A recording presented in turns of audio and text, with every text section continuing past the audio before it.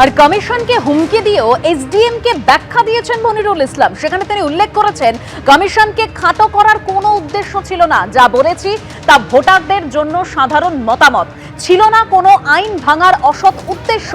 মহকুমা শাসককে চিঠিতে এরকমই দাবি করেছেন ফারাক্কার তৃণমূল বিধায়ক। বোঝায় ভুল বলে চিঠিতে কমিশনের নির্দেশ মেনে চলার কথা। নির্বাচন কমিশনকে লাগাম ছাড়া আক্রমণ মনিরুল ইসলামের। মনিরুল ইসলাম এবার কিভাবে আক্রমণ শানিয়েছেন, কি বলেছেন তিনি দেখুন। মানুষকে শান্তিতে বাঁচতে দিবে না, মানুষকে ধরিয়ে নিয়ে বেড়াচ্ছে। সারাদিন কাজ কামাই করে যা দিন মজুর আছে, তারা খেতে খায়, দিন আনে দিন খায়।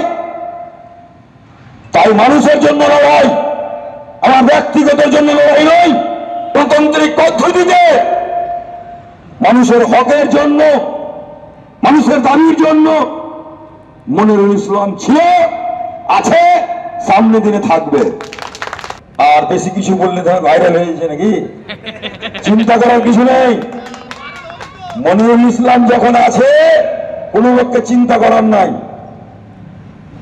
অনেক রকম বলছে, অভিযোগ করতে হবে, এফআইআর করতে হবে, করোনা ভাই তোমার জন্য আদালত খোলা আছে, আমার জন্য আদালত খোলা আছে, লড়াই হবে, আইনের মাধ্যমে লড়াই হবে।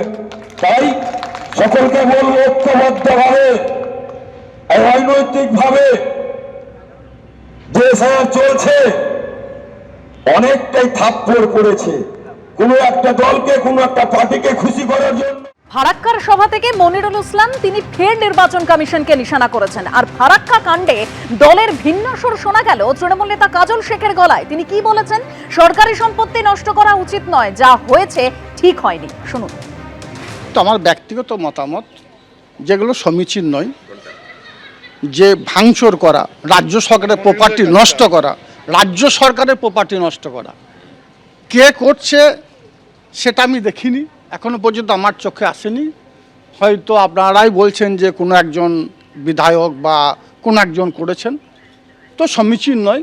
আমি বলবো সারা বাংলায় যে একটা সুশাসন আছে, মমতা বন্দ্যোপাধ্যায়ের প্রশাসন যেভাবে বাংলার পরিবর্তন ঘটিয়েছে, বাংলায় কাটাকাটি, খুনোখুনি, রাহাজানি বাদ দিয়ে বাংলার মানুষ উন্নয়নের পথে হাঁটতে শিখেছে। শাসক দলের বিধায়ক বলেই কি মনিরুল ইসলামকে ছুঁতে পারে না পুলিশ? কি প্রশ্ন তুললেন বিরোধী দলের নেতারা। কি বলেছেন সজল ঘোষ, কি বলেছেন অধীর রঞ্জন চৌধুরী। পরপর রাজনৈতিক দূরদৃষ্টি ভালো দেখতে পাচ্ছি, ও নিজের ভবিষ্যৎ দেখতে পাচ্ছে, ও নিজের ভবিষ্যৎ দেখতে পাচ্ছে এবং নিজের ভবিষ্যৎ বুঝতে পারছে, তাই ও এই কথা বলছে।